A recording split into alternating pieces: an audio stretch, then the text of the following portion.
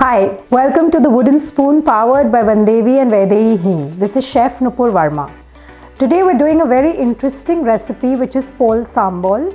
Sambol is basically from Sri Lanka. It is something that I have eaten a lot whenever I've traveled to Sri Lanka.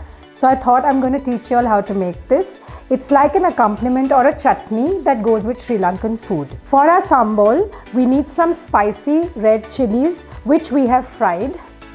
We've got some curry leaves which we have deep fried. We've got garlic, peppercorn, lime juice, finely chopped onion and freshly grated coconut.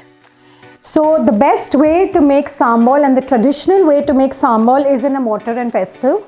So I've got that. You can even do this in a mixie or a blender where you don't crush it to an absolute chutney like a fine paste, but we need it a little coarse. So I'm going to show you all how to do this. I'm just going to do it in little bits, in little batches. So I've got my chili. It's very hot. This sambol is very spicy. So just be careful, yeah. I'm just adding little of my ingredients.